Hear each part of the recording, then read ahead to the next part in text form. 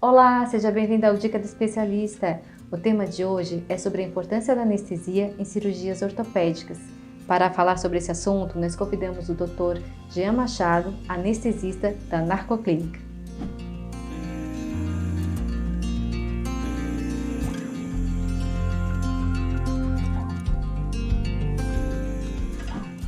Olá, Dr. Jean, seja bem-vindo à Dica do Especialista.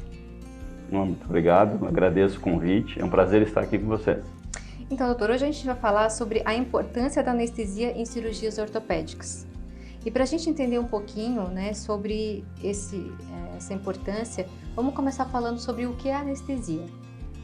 Então, a melhor maneira da gente conceituar a anestesia é dar um exemplo, os pacientes falam, às vezes, no consultório. Então, é o senhor que vai me botar para dormir. Eu falo, muito mais do que dormir, a gente vai fazer anestesia. Quando a gente está dormindo, se alguém chega e dá um beliscão no nosso braço, a gente vai retirar o braço, pode até tentar se defender com essa pessoa no susto, Quando uma pessoa está em estado de anestesia, ela não reage à dor, Se alguém for lá dar um beliscão no braço, essa pessoa não vai acordar, ela vai estar anestesiada, não vai reagir, não vai retirar o braço, por exemplo. Então a anestesia ela é muito mais do que o sono. Ela é o fato da pessoa estar inconsciente naquele momento, sem sentir dor e relaxada. Doutor, e para a gente entender essa questão da anestesia, vamos falar um pouco, bem rapidinho, o que é a dor? Então, a dor, a gente tem sensores no nosso corpo, Alguns locais do corpo mais do que outros. Por exemplo, os locais que são responsáveis pelo tato, os dedos, as mãos, que a gente pode fechar o olho e tocar num objeto, inclusive identificar esse objeto, mesmo de olho fechado. E em todo o nosso corpo, qualquer estímulo nocivo, O que é o estímulo nocivo? Quando a gente topa numa cadeira, ou bate o dedinho, em algum lugar, a gente sente a dor. O nosso corpo está dizendo, olha, está acontecendo alguma coisa errada. Alguma coisa pode prejudicar você. Esse estímulo ele vai correr pelos nossos nervos, vai até a nossa medula, que é o que a gente chama popularmente de espinha, e ele chega até o nosso cérebro, que é o nosso local de processamento dessa dor. Essa dor chega lá, o nosso cérebro reconhece, está acontecendo alguma coisa de errada, que pode me prejudicar. Eu tenho que reagir a essa dor. Então, se eu colocar a mão em algum lugar quente, antes mesmo de chegar no cérebro, até a minha espinha pode fazer isso. Opa, tira a mão daí que tu vai te machucar. Então, o que a gente costuma dizer, a gente encosta, vai se queimar e antes de sentir a dor já tira. É a sensação de dor, É a sensação de dor. Então, isso aí nada mais é do que uma coisa natural que nosso corpo tem para se defender de um estímulo nocivo, Um estímulo que possa fazer mal. Essa é a dor, no caso, normal. E depois tem a dor crônica, Exato. Aí entra a dor patológica, Uma dor que a gente pode ter, por exemplo, quando a gente tem alguma doença, Alguma coisa que está causando uma alteração do nosso corpo e o nosso corpo também está nos dizendo, olha, alguma coisa está errada, E isso que muitas vezes nos leva a procurar um médico, Procurar, estou com dor no joelho, estou com dor na coluna, alguma coisa está acontecendo ali. Existe a dor, no caso, a dor que seria causada pelo procedimento cirúrgico, Quem conseguiria, fazer um procedimento sem estar anestesiado de alguma forma, com anestesia local, ou com uma geral, ou uma sedação, sem a própria anestesia. Certo, já que o doutor citou, até eu ia perguntar isso, doutor, quais os tipos de anestesia mais comum na prática médica? Então, a gente pode dividir em dois grandes grupos primeiro, A mais fácil da gente entender, que eu comentei ali no início, da entrevista, a anestesia geral, Quando, teoricamente, a gente desliga o corpo inteiro. A pessoa entra num estado de sono, entra num estado sem dor e num estado relaxado. E existe, no outro grande grupo, as anestesias locais, que é aquela que a gente dá no próprio local que vai fazer o procedimento, na cirurgia. A anestesia que a gente chama de condutiva. Neste grupo tem dois grandes exemplos que as pessoas mais reconhecem, que é a raquianestesia, mais conhecida como RAC, e a anestesia peridural. Nesta anestesia, o que às vezes as pessoas têm dificuldade de entender, é que assim, nesta anestesia eu vou dormir, nesta anestesia o paciente só dorme, só vai ficar inconsciente se ele for sedado também. Se não for, eu vou ter uma anestesia parcial do corpo, né? Por exemplo, da cintura para baixo, anestesia só do pé, se eu fizer a local, ou uma outra condutiva, que é bloqueio de nervo que a gente faz, vai ter anestesia só de um membro, por exemplo, né? Essa é a diferença dos dois grandes grupos. Anestesia geral, no corpo inteiro, e a anestesia local, ou loco-regional, que ela vai pegar ou local ou uma região do corpo só. Entendi. E cita pra gente, doutor, um exemplo de cada uma, assim, por exemplo, da geral, em que momento que ela é aplicada, das outras que o doutor citou, por favor. Então, a maneira mais fácil de a gente dar um exemplo é do tipo de cirurgia que vai ser feita, né? Então, se eu vou fazer uma cirurgia no pé, no joelho, não tem necessidade de eu fazer uma anestesia geral. Eu posso fazer a RAC, a peridural, que vai anestesiar só a metade do corpo para baixo, né? E resolver aquele procedimento com essa anestesia, que eu não diria mais simples, mas é uma anestesia bem indicada para aquele tipo de cirurgia. Agora, se eu tiver um paciente que vai fazer uma cirurgia, por exemplo, né, na cabeça, né, no ombro, né, na coluna, esse tipo de anestesia não é o mais indicado. Aí a gente vai precisar da anestesia geral, com certeza.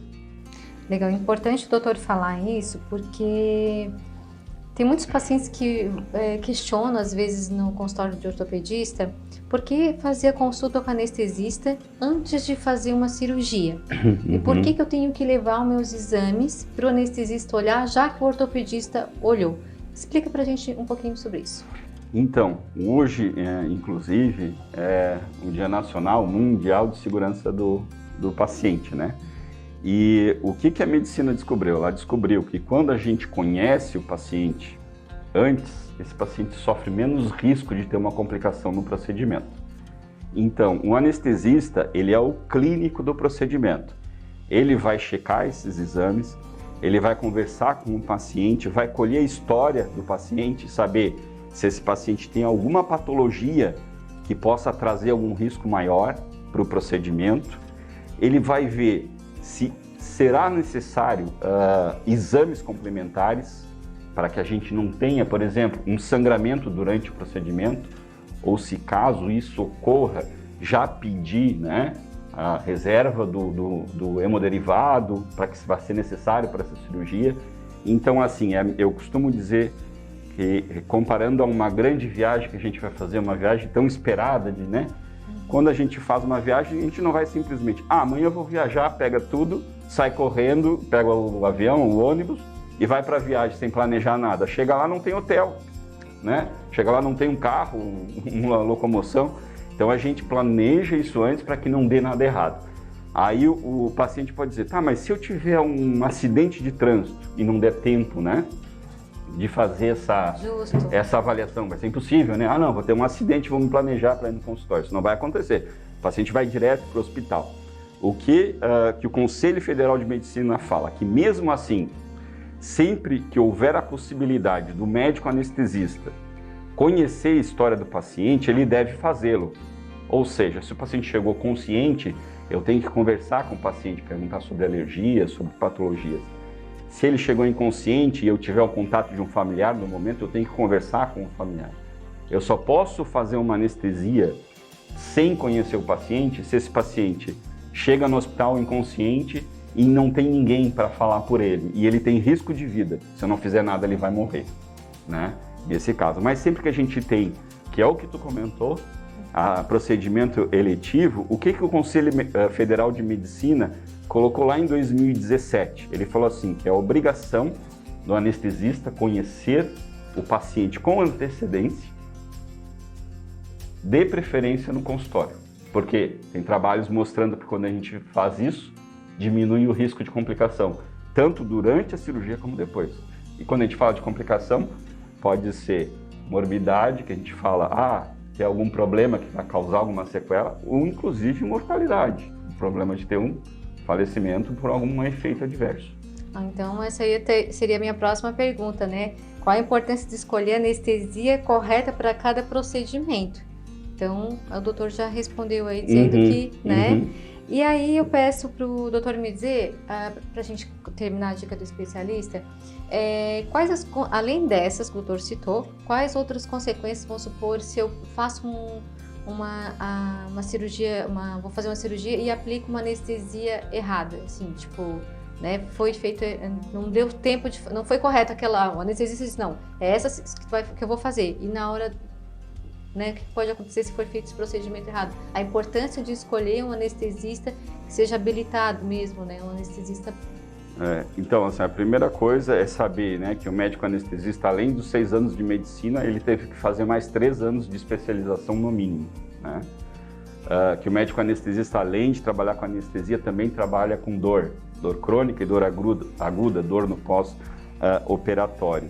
E saber que o médico anestesista é aquele profissional que ele está capacitado para, caso a gente tenha planejado, por exemplo, para fazer aquela anestesia que é da metade do corpo para baixo, mas a cirurgia se prolongou muito, né? E digamos que a gente esperava 2 horas de procedimento e ela passou. Ele é o médico habilitado também para mudar os planos no meio do caminho.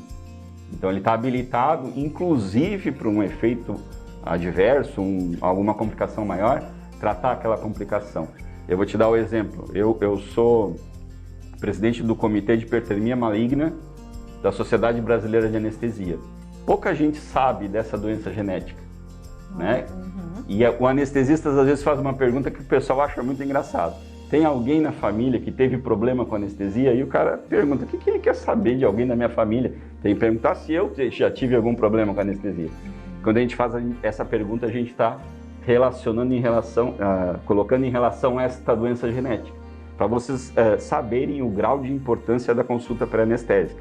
Saibam que aqui no Sul, Santa Catarina e Rio Grande do Sul, é o local do país que a gente tem a maior prevalência dessa doença genética e que é muito importante a gente saber no procedimento. Então tá aí, né, para quem está nos assistindo, a importância do anestesista. E doutor, para a gente encerrar a nossa dica do especialista, eu peço ao doutor deixar uma mensagem para quem nos está assistindo.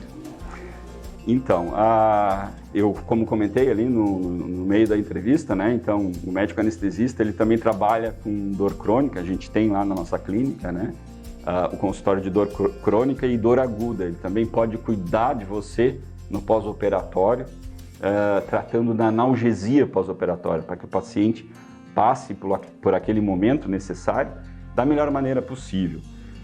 Sempre que possível, converse com o seu médico anestesista antes de um procedimento.